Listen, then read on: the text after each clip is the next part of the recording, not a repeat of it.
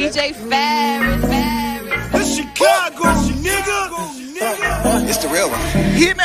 Only one is pulling shit the fuck up. Let's get a sports talk.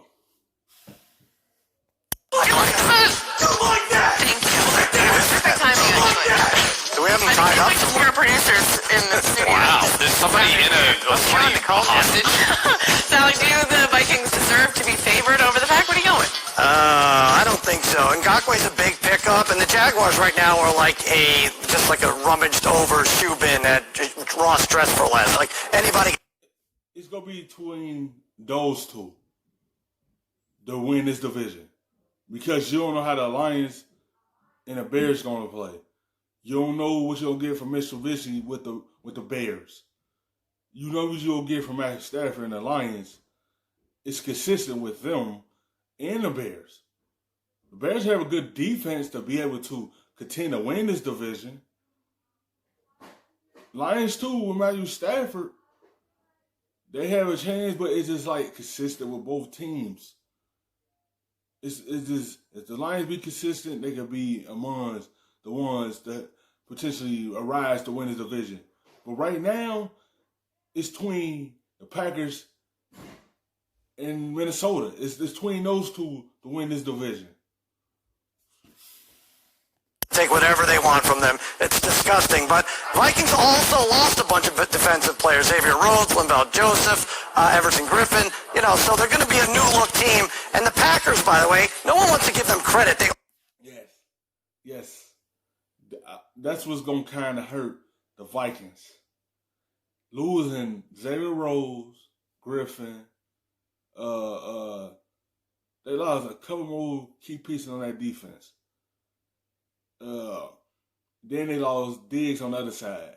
So they lost pretty much a lot of people. It's going to be a new look Minnesota team.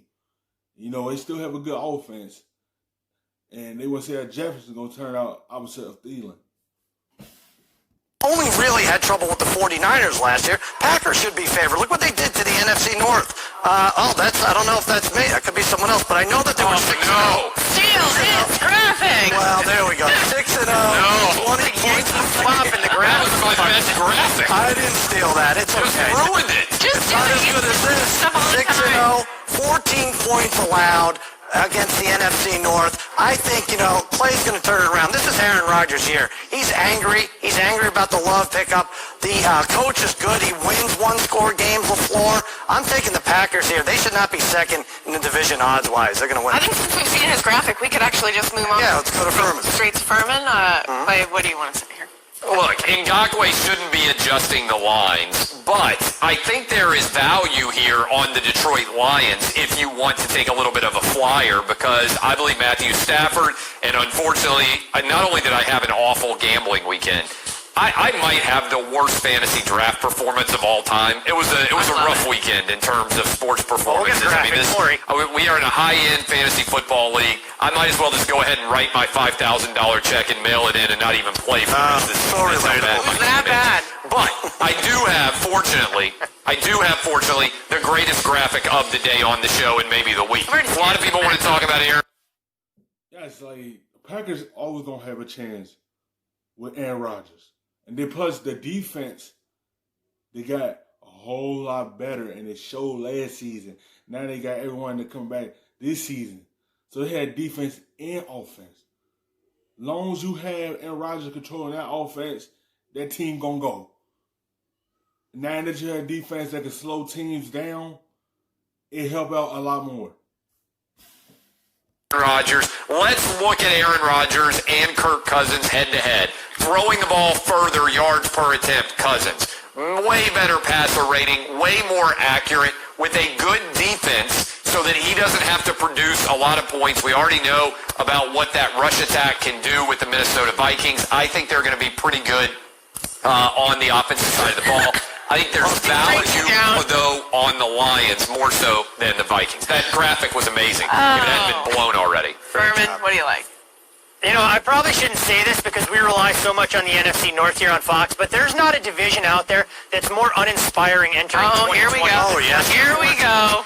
We have here People know how I feel about the Packers. Sal mentioned the Vikings retooling defensively. The Bears don't even know who their starting quarterback is, and the Lions still have Matt Patricia as their head coach.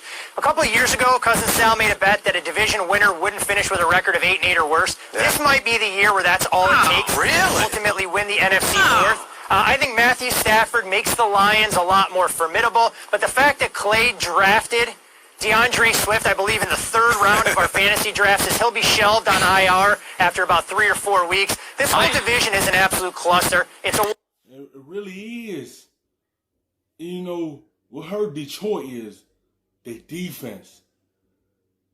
That's what hurt them most of the year is their defense have to get stops. Their defense has to play well because you still had the control of the offense. They just need help on the other side to complete the team, at least to help this team push to win the division, push to make the playoffs. With the Bears, they have the defense right now. They just need consistent play from the QB position. QB is the point guard of the football team. The team play as well as the quarterback play. If he plays horrible, the team's going to play horrible because the point guard is not controlling the game. That's the only thing that hurt the Bears is quarterback position. Trish, and I'm trusting any of these quartet of teams. Hey guys, I'm Rachel Bonetta, host of Fox Bet Live. Thank you so much for watching, and I got to tell you,